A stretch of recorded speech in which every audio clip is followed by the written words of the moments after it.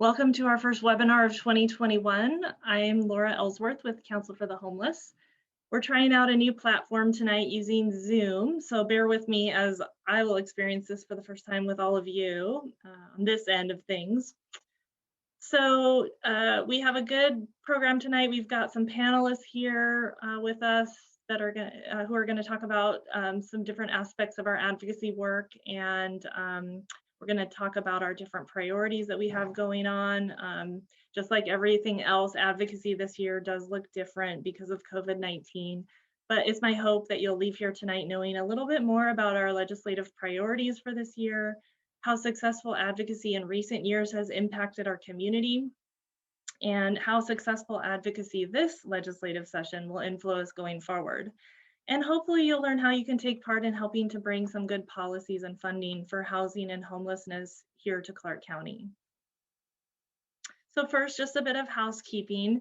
Some of you are asking, you can only see 4 people, and that is by design. This is a webinar, not a regular meeting, which some of you might be familiar with. So the only people you see in here tonight are the panelists and myself. And so don't worry, you're not on camera, so you can relax. And you can post questions in the chat. I see many of you figured out how to use the chat already, which is great. We are going to answer questions during a Q&A portion towards the end of our webinar tonight. And we are recording, so this will be shared out afterward on our website at councilforthehomeless.org/community education. So how do we advocate in a virtual world? I know there's some folks here tonight who have advocated with us in the past, and there are definite pros and cons this year to virtual advocacy. But hey, no long drives to and from Olympia. You can testify on bills or submit your position on bills from the comfort of home. However, one of the cons is that this requires the use of technology. So I hope tonight to help you become a little bit more comfortable with that and to help you understand what to expect. So one of the things that is easier to do this year is to actually testify on bills that are being heard. And you can also submit written testimony, and you can also just state whether you are pro or con on certain bills, what your position is. So this is something that you might be asked to do as a housing advocate, and I'd like to walk you through the process. So first you go to this website up here, app.ledge.wa.gov/CSI remote. This link will be your best friend this session, so you might want to bookmark it. And every time you click on it, just imagine not driving all those miles back and forth to Olympia every time you click on it. So from there, you'll be asked to sign in to testify, and it'll ask you to choose if the House or the Senate, and sometimes it's both if the bill is being heard in both, but most of the time it's one or the other. Then it will ask you to select the specific committee where a bill is being heard. You can see here. And then in this meetings box, it'll actually have a list of the upcoming committee hearings that are planned for that particular day. Then it will ask you to select a specific agenda item. So here's an example of a couple. You can just click these little radio buttons is what those are called. And you can select the specific bill or agenda item that you are interested in submitting a position on or submitting a written statement for or testifying for. So here's your choices. You could submit written testimony, you could testify live during the hearing, or you could have your position noted for the legislative record. So let's just pretend that we're submitting some written testimony. So it'll ask you to put in your contact information. So you'll see just some basic stuff up here. It's your position. You'll want to select pro or con. And if you're asked to do something like this, you'll know going in what your position is, so you'll be able to choose the right one. And then it's just a matter of entering in your information in all the boxes. You do want to provide that information. I do want to stress that this will be public record. So if you don't feel safe disclosing your address, you can put decline in the address field. And then there's a spot for written testimony. It's a 5,000 character limit, so that includes spaces and periods and that sort of thing. And then once you fill that out and you verify that you're not a robot and you submit your testimony and your position is put into the legislative record for the bill and the meeting archives, and the legislators on the committee will see your comments or your position. And that's remote testimony in a nutshell. Bills are being heard all the time and bills are on different schedules, so it's possible that you'll receive requests for a position statement, a written statement, or even the opportunity to testify remotely this session. That would probably come through the Washington Low Income Housing Alliance. And this type of advocacy, especially this year, it's very powerful and it's a huge help. Okay, so let's talk about our lead agenda for this year. Council for the Homeless works in conjunction with the Washington Low Income Housing Alliance to advocate for housing and homelessness funding and policies that help prevent homelessness and move people from homelessness to housing. Our priorities for this year include increasing and preserving affordable housing, and we are going to hear a little bit more about what that looks like here in Clark County from one of our guest speakers tonight. And that includes investing $240 million for the Housing Trust Fund, $10 million from the capital budget for the preservation of affordable housing that exists right now that's at risk of loss. And that's things like USDA housing and other properties that are set to expire. And then $70 million for shelter rapid acquisition and $40 million in enhanced shelter capacity grants. And you're going to hear more about that and what that looks like in our community from another one of our panelists tonight. Next, we have keeping people in their homes and preventing an increase in homelessness. And this is an equity-led law that is otherwise known as good cause termination requirements. It's something that we've been working on for a few sessions now. And among other unjust reasons, this would prevent evictions based on non-payment of rent due to COVID-related income loss and provide improved legal protections and rental assistance for tenants fighting eviction. Once a person is evicted, it's very hard for that person to find a landlord who will rent to them, and their risk of homelessness is extremely high. So then we have increasing state resources to prevent and end homelessness. And this is an increase in our state's document recording fee. It would bring in more funds to prevent homelessness. And currently the document recording fee is around $85. This would raise it by $100 for a total of $185. And it's estimated to generate about $100 million per year or $200 million for the next 2-year budget.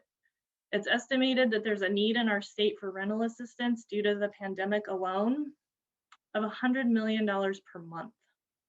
So this increase in the document recording fee is a good faith investment into a partnership between the state and federal government to protect people impacted by COVID-19 initially from falling into homelessness. And it creates a sustained safety net for homelessness prevention after the economic crisis due to the pandemic subsides. And then lastly, it's a priority to not make the same mistakes from the 2009 financial crisis and work to protect against any cuts to affordable housing, homelessness, and human services programs by passing significant new progressive revenue. Cuts to the programs that serve our state's most vulnerable people in order to solve a budget deficit just doesn't make sense. So let's talk about specific bills. We have an opportunity this session to pass some quality public policy that will lay an excellent foundation for years to come. Senate Bill 5160 is a crucial bill. Even with federal relief, it's unlikely that Washington State will have the resources to fully pay rent owed by people who have lost jobs and income that began last March. So currently, tenants who can't afford an attorney are forced to argue their case against their landlord's trained attorney during an eviction process. So this would help tenants facing eviction have an attorney and legal representation on their behalf during an eviction process.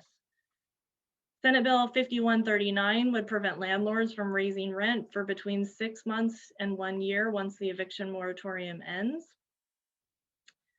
House Bill 1236 would require landlords to have a legitimate business reason to evict.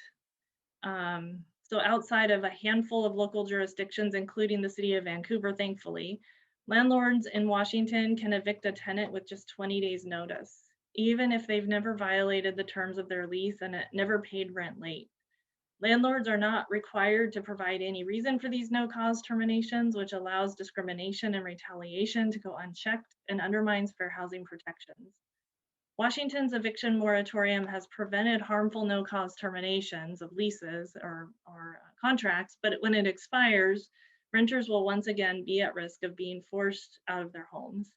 And landlords can circumvent all tenant protections, including eviction protections, by simply giving a 20-day no-cause notice.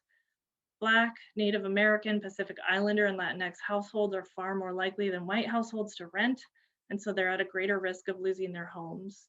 And Black people, particularly Black women, experience the highest eviction rates.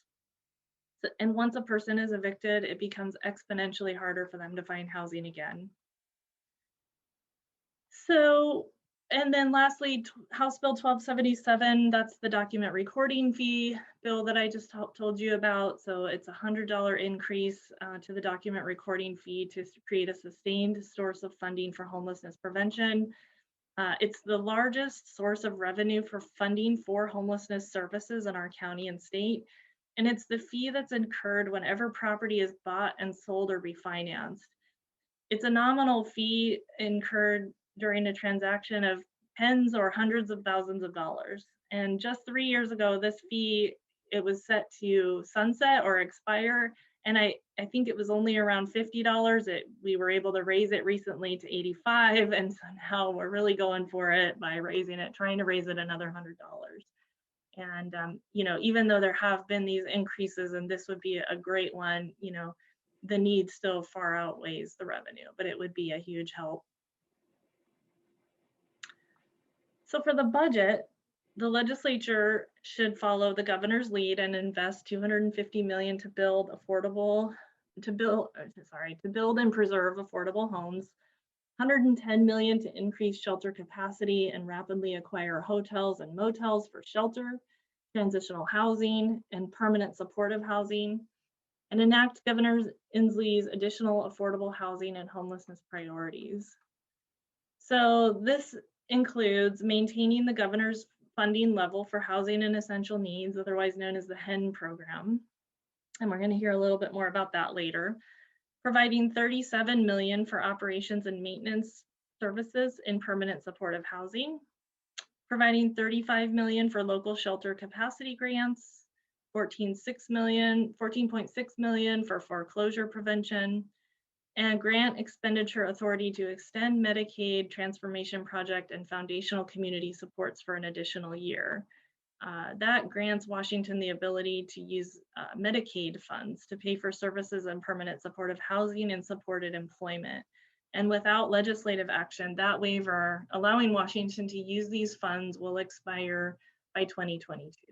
Which is why it needs to be addressed with this budget cycle. So I just want to review briefly the different legislative districts that cover Clark County. There's mainly 3, although there's a couple very, very small sections outlying in very far corners of Clark County, but the main 3, we have the 49th district. And that's our most urban district. It encompasses west and central Vancouver, east to 205, and north to about 118th Street. Our legislators here sit on some key committees. Senator Cleveland sits on appropriation or housing and local government, Senator Cleveland. And then Representative Stonier sits on appropriations and rules committees, and Representative Wiley sits on the finance committee. So anything to do with budgets and money, and of course, housing and local government. The 17th legislative district, it's mostly suburban. So it encompasses the area east of 205 out to the edge of Camas, and then north to the southern edge of Battleground. And it actually, as you can, there's lots of little squiggles, but it's mostly just suburban Clark County. And so we've got Senator Wilson, sits on Ways and Means in the Senate, and Representative Harris sits on Appropriations and the Rules Committee in the House. And then the 18th legislative district, covers, even though it covers the most space in the county, it's really spread out, mostly rural, encompassing North and East County, and it also wraps down around into Philida and Salmon Creek. And so key committees for legislators in the 18th district include appropriations for Representative Hoff and rules and ways and means for Senator Rivers. So that's the general lay of the land. You've got our legislative districts, our legislators, the bills that we're working on, and the budget items that we're encouraging to get passed. But I'd like for you to hear from our panel tonight. We have some guest speakers who are going to be able to describe how past legislative efforts have impacted our local community and our effort to prevent and end homelessness. First, I'd like to introduce Clara Johnson, Resident Services Coordinator at Isabella Court 1 and 2. Isabella Court is an example of what investments into the Housing Trust Fund can and have done in our community. And with more investments each year, more of this can be headed our way here in Clark County. Clara has a PowerPoint she'd like to share that describes REACH CDC, who she works for, and they built Isabella Court and the people that they serve. So Clara, thank you so much for being here tonight, and I'll go ahead and turn it over to you.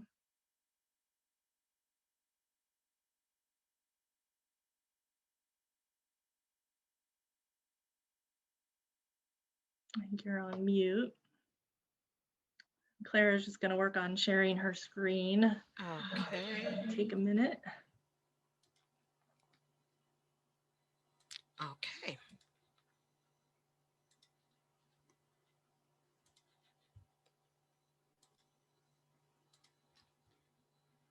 That looks good. I can see it, Clara. Got it? Yep. Okay. And that's just an outside view of one of Isabella Court 1. Thank you for having me. I'm going to tell you a little bit about REACH. We've got 38 years of community-focused development. We have over 2,500 affordable apartments and over 3,500 residents across Clark County and Portland metro area. And the areas of focuses that we have are housing development, property management, asset management, resident services and programs. And I'm employed in the resident services and programs. Our vision is for communities where all people live in quality, affordable, sustainable homes, empowered to achieve goals and enjoying a strong sense of community. Some of the folks that live at REACH are seniors, people with disabilities, families, working adults, veterans, and vulnerable populations. Isabella Court 1 is 49 one-bedroom apartments. Isabella 1 eligibility, residents must be U.S. citizens or legal residents. This building is for 62 and over with household income at or below the 50% means. Isabella Court 2 is 49 one and two bedroom apartments. And this building is new. We just had it for a year. So we're really excited about it. And it houses families and individuals that were formerly homeless. They don't have a age requirement. It has seniors, families, individuals of all ages. So for resident services, there's two main roles. We focus on assisting residents to be successful in REACH housing, and we develop programs and services that focuses on addressing social determinants of health, which we'll talk about a little bit later. And so some of what I do is provide information and referrals to community resources, and that can be for crisis intervention, health and safety, financial resources. A lot of that is connecting them to agencies like SHARE and Council for the Homeless for rental assistance. We have received a small grant from Multnomah County where we're able to provide one-time up to $500 rental assistance for residents so that they can still pay rent and meet needs. And I've used that fund if they've had like extra medical bills that Medicare isn't covering and it's going to cause them to be late, not have money for rent. We're able to help them out with that. So advocacy comes in handy for that. And then educational programming around financial education, civic engagement, health and wellness. We have a team member who focuses just on those programs, and they do youth save programs. They have the IDA savings programs. We do healthy homes, teaching folks how to use organic home-based cleaners and things like that to take care of their homes. And then we do social engagement activities, which has been a challenge because of COVID, because we're not able to use our community rooms.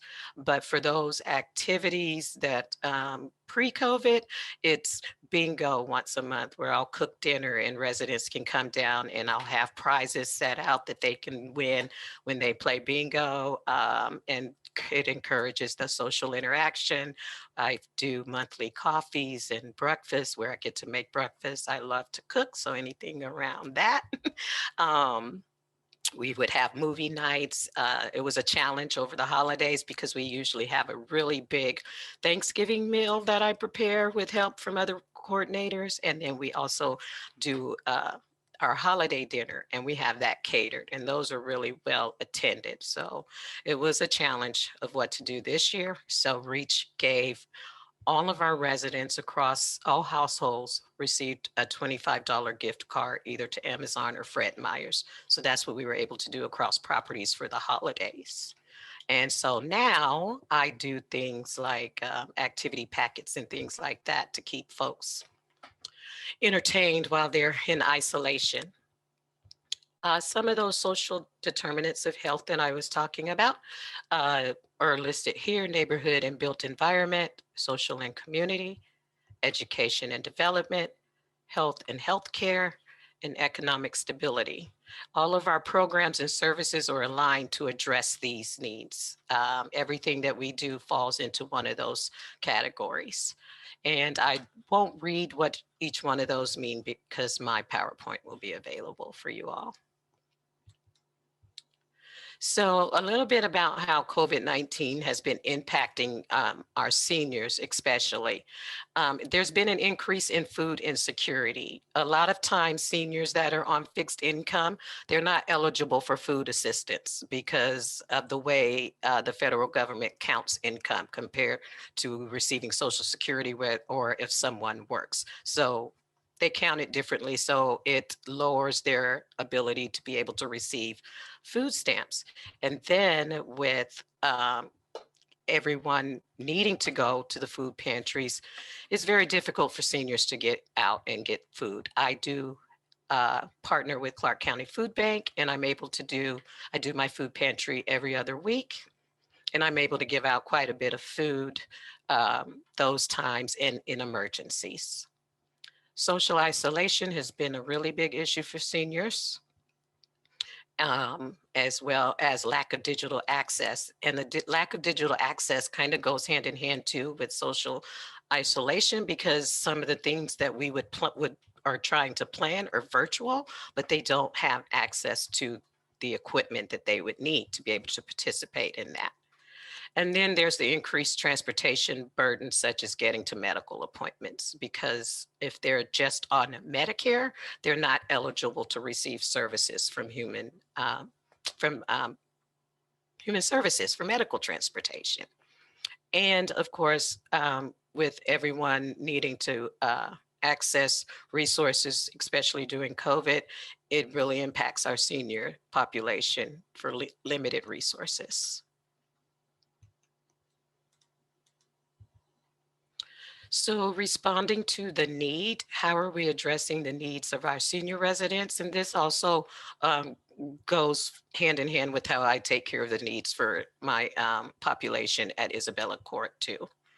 Like I said, we have our food pantry open twice a month. I'm able to get meats, fresh fruits and vegetables, and then the pantry is available for emergent needs. And we were also able to get some low cost PPE equipment and cleaning supplies and toiletries to residents. And that was really helpful at the beginning of COVID when you couldn't get toilet paper and cleaning supplies and disinfectants. And we were able to provide residents with that and masks. And engaging residents while maintaining COVID-19 safe practices. So I do a virtual bingo and post my numbers every day when I do it, and they have a week to play, and everybody gets a gift card that participates, and then the person that gets their blackout to me first, they get a $25 gift card to the store of their choice. So, and I try to give little snacks out too while I'm doing that because I can't cook my meals. We're addressing social isolation through regular phone call check-ins. I'm keeping regular office hours now for appointments and new activities like the in-home bingo. We did a wellness challenge where I gave out pedometers, resistance bands, and stress balls and things like that. And then I do activity packets. They'll have puzzles and all kind of craft things, and the kids really like those too. And then resident appreciation days. And that's something that was fun to do, but residents were a little hesitant and wondering how we were going to do the social distancing, but that went over very well and was well attended. And Wi-Fi has now been made available to residents so that they can stay connected to family and telemedicine. But like I said, many residents are still lacking a device for that. And also wanted to just mention how advocacy has been a huge help for Isabella Court Apartments, Isabella Court 2. I'm in a little pilot position where I'm being able to provide some light case management services to residents that move into Isabella Court 2. We did receive some permanent supportive housing funds. So I intake with everyone that comes in and make sure that they're already connected with services. If they're not, then I work with them one-on-one until they're connected with, if they need counseling, if they need doctors, anything like that, whatever their needs may be, I work with them to make sure that they're getting connected. And then once they're connected, they do come off my list, but I still just touch bases with them to make sure everything is still going well for them. Whoops, clicked out of my, not from the beginning. Sorry about that.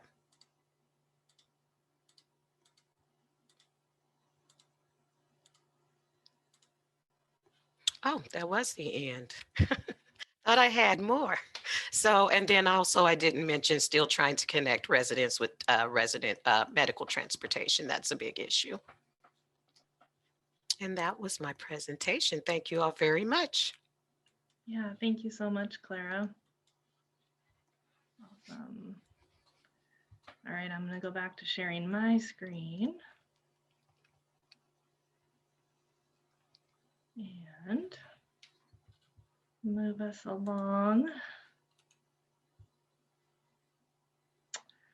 So next, I would like to, and thank you, I see some questions coming in and comments. We will do some Q&A right after we're finished hearing from folks here. But next, I'd like to introduce Ren Autry with Outsiders Inn. Outsiders Inn has been working to provide expanded emergency shelter through the WHO St. Paul's Men's Shelter, as well as with our partners in Severe Weather Shelter. Their help has been more necessary than ever due to the COVID-19 pandemic, when it isn't safe to bring in our normal volunteers that would normally help staff the shelters, since those volunteers often fall into the higher risk category for people to experience severe illness due to the virus. So Ren is here to talk about how investments into rapid acquisition and expansion of emergency shelter have impacted us here in Clark County. So Ren, thank you so much for being here, and I'll pass it over to you. Awesome. I didn't have the cool slides, but the expanded funding and support that we have gotten through this expanded funding, and the city and the Council for the Homeless and really so many different people, we've been able to collaborate with the Winter Hospitality Overflow folks. So a lot of you guys know that they have been doing this men's shelter at St. Paul's for like 17 years. And COVID came along and seriously changed the ability for their volunteer force to engage in the work that happens at the shelter. And so there's just a lot of people that have concerns with the health and how the population kind of intersects with the outside, and it had a lot of concern. So we've been able to work with everybody, and Outsiders In was able to take from advocacy into shelter services, and with a lot of work. And it's been awesome. And so now we are open. Outsiders In at St. Paul's is open in the downtown Vancouver location 7 days a week, and we are open evenings and overnights, and from 6:30 p.m. to 7 a.m. And so every night the guys get to come and have a regular place to stay. And so they don't, it's not like a drop-in shelter. So they come and they kind of start to be a part of our program. And then they have regular showers and regular meals. And then they have a small, tub that they can keep some stuff. We connect them with resources and services like recovery coach services, and we have peer support conversations with them, and just kind of all the people that we have on staff are people who have had some sort of lived experience in connection with homelessness or navigating our systems in ways that people are currently navigating it, to understand housing lists and understand evictions and understand the criminal justice system, understanding how all these things kind of come at us in different ways, and that how do we engage back in housing. And so we help the guys connect those kind of resources and practice and some regular, like I often say, rest and routine. And once everybody can get into some rest and routine, and then thinking a little bit differently about what those goals are, it's been really nice to see some of the work that happens in the shelter and the outcomes. And I'm kind of going through my I had some numbers that we had served. So in even though right now we're working on the Winter Who, we had some time to work on our summer project. And so between the two winter seasons, we were able to, this funding, we were able to put a program up in the summertime. And in that 7 months, we were able to use the church in a way that they hadn't used it in the summertime before. So we were excited to then be able to have 144 people had gone through our shelter in the summer, and 26 of them exited for housing opportunities. And so that's like 22% of our people were able to connect with that rest and routine, and then get connected to housing opportunities. And they were, aged 18 to 74, I think, was our oldest gentleman. And so it was amazing. There were like 18 of them were veterans. 55% of them were actually struggling with something that they considered a disabling condition. And so all kinds of people with all kinds of walks of life and all kinds of reasons why they were there, and then they were working through it. And so the expansion of the emergency shelter funding, really opportunities were able to still happen. It's happened for us as an organization, and we were able to go from advocacy into actual shelter services. And then we get to have opportunities for our 12 part-time employees that we work with. And so people who have had lived experience and that had worked through this navigation of the system, now they're getting to be a part of guiding other people through connecting to those resources. And so they get to connect with new purpose and new passion and helping other people. And then the guys themselves get to work on their goals and coming up with some new goals and some ideas and what this housing opportunities can look like. And I know that a lot of stuff has changed with COVID and opportunities, but I think some of the biggest changes is that we're able to recognize our need, that we have got a lot of ability to be resilient and strong in the face of a lot of challenges, and that we are still looking at ways to engage with each other and engage in this technology and then still figure out how to get it done in ways that are still amazing and still hard all at the same time. But we are really blessed to be in such a supportive community and with great in company with some great people and work. And so we're excited and honored to be able to be a part of this work and to continue advocating for these bills and to realize that it does affect us here locally and individually and our neighborhoods and the people who are in them and who pass through them is still just as important as it ever was before COVID, and even more so now, in the face of it. So I'm grateful to be able to continue to do this work, and I hope that we can continue to advocate for even more, even more work to be done. So never ending. Thank you for letting us be a part of it. Yeah, thank you so much, Ren. Yeah, that's it's definitely been a lot of pivoting and a lot of adjustments and resiliency, and just I know I've personally just been blown away at the continuation of services despite all of these challenges, and in fact increases in emergency shelter just due to what we've had to face this year as a community, and you guys have been a huge part of that. So it's been exciting, even with our satellite overflow shelter locations. What was the severe weather shelter churches, and a lot of them had only been able to do that severe weather when the severe weather was called. And so at this year, though, we've been able to lean into that staffing model to keep those shelters open every day.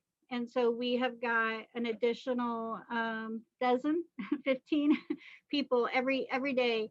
And in that population, we're focusing on females and families, and so a different little bit of need that's out there still too. yeah, So absolutely. it's been awesome.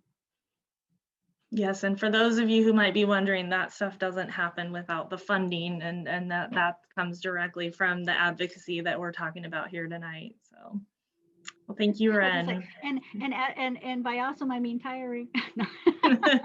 Absolutely, yes. It's good though. I'm grateful. All right. So next up, I'd like to introduce one of my colleagues, Melissa Baker with Council for the Homeless.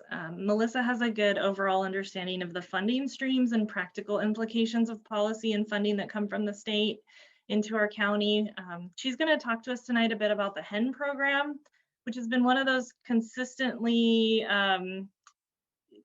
focuses of advocacy for us over the past few years, particularly.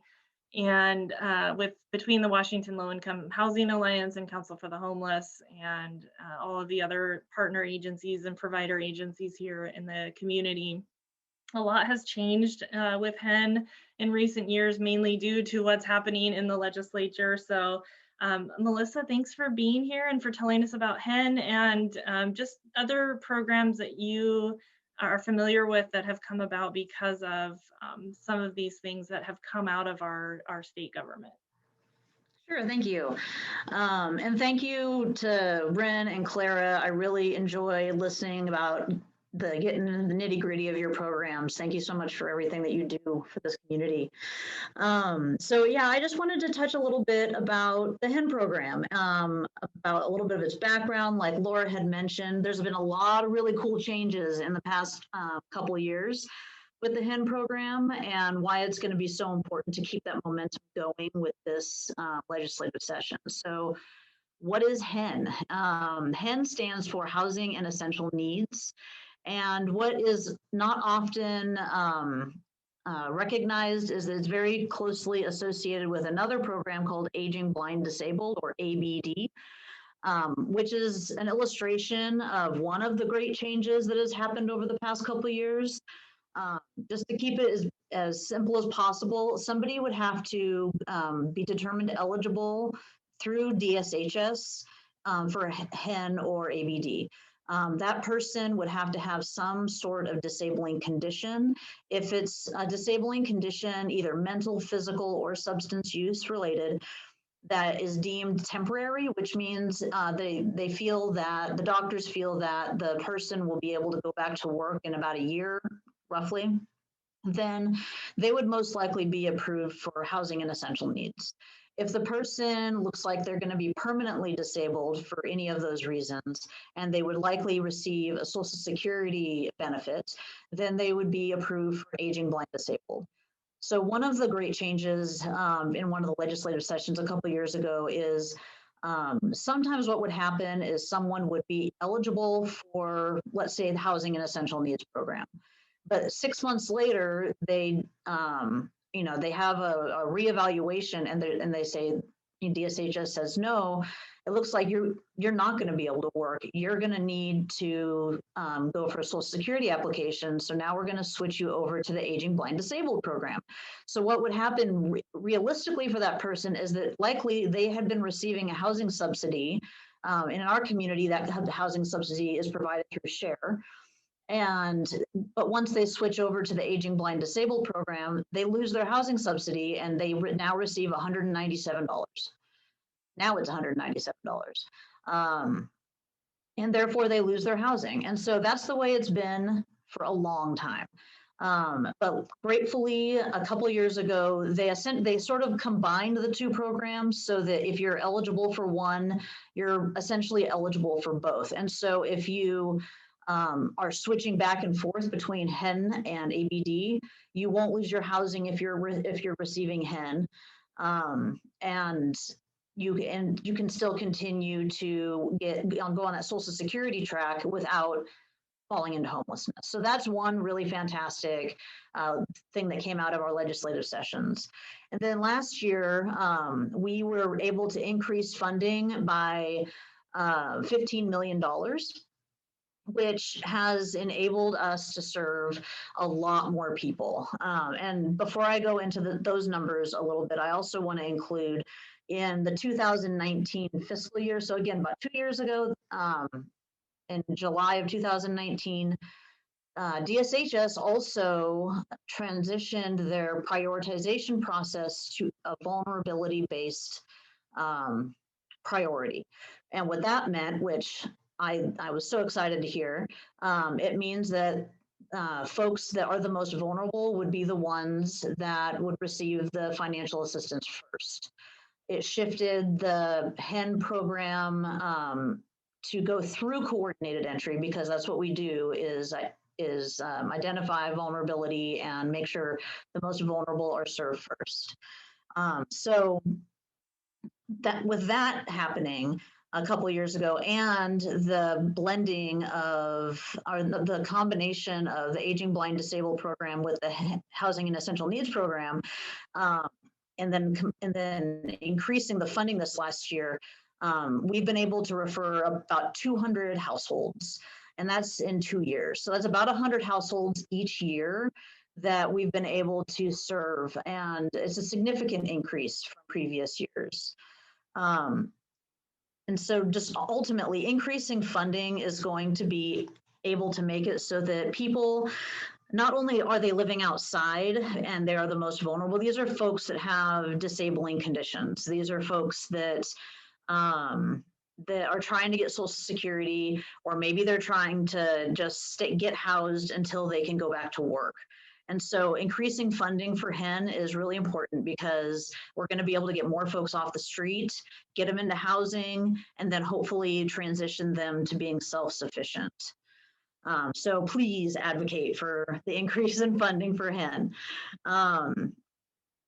And then the only other program I just really wanted to elaborate on just a little bit is the Foundational Community Supports program, which was mentioned in a previous slide. And that is really important because it provides case management for people who score very high or very symptomatic. And there's 3 different agencies in this community that provide this case management. And there's been tremendous success. They've been able to help folks get into the Section 8 lottery, the mainstream lottery, or find subsidized housing, and then continue to provide case management for them while they're in housing. And so for the folks that would usually receive it, they would fall back into homelessness without this case management. So you would see people get housed, and then what would normally happen is that they would not be able to maintain their housing for whatever the reason is. They can't access supports, whatever their barriers are. And because of the Foundational Community Supports Program, they have a case manager that is with an agency that they're working with and they're engaged with that is able to walk alongside them in their housing journey and help keep them housed. So again, great plug for that. And I really hope that we all take advantage of all these wonderful legislative agenda items and advocate to the best of our ability.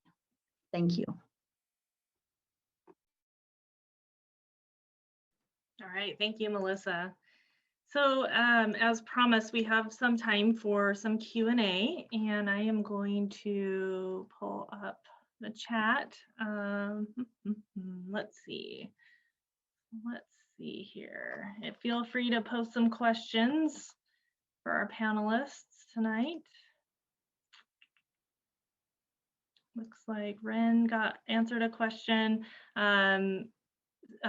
Clara, there's a question for you. Oh, I see you answering the question in the chat. Excellent. You guys are so good at this. All right. Any other questions? Oh, somebody's asking about the 3 agencies that do the foundational community supports. So that's Community Services Northwest, Columbia River Mental Health, and Lifeline.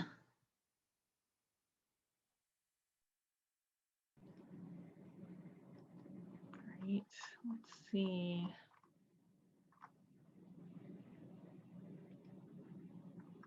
Some other questions coming in.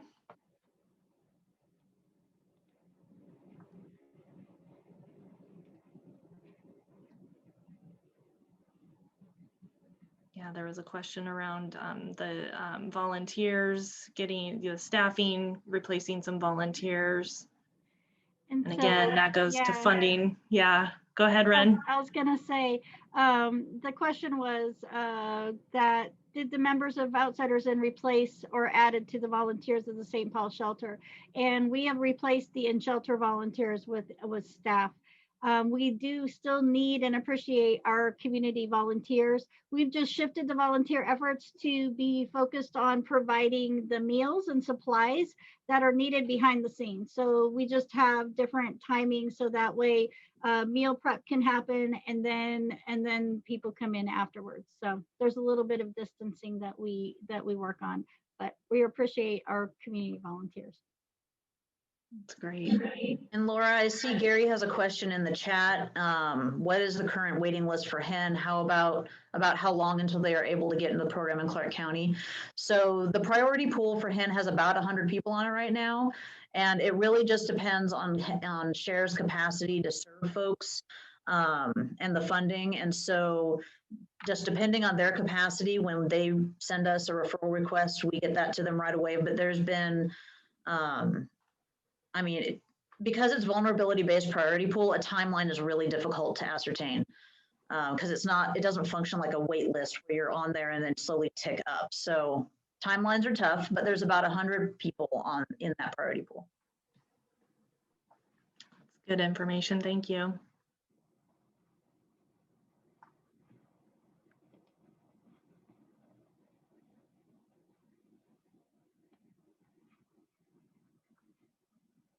Let's see, there's some other opportunities to advocate for the rent assistance programs. Again, that's, you know, we've seen some of that funding come into our community, childcare.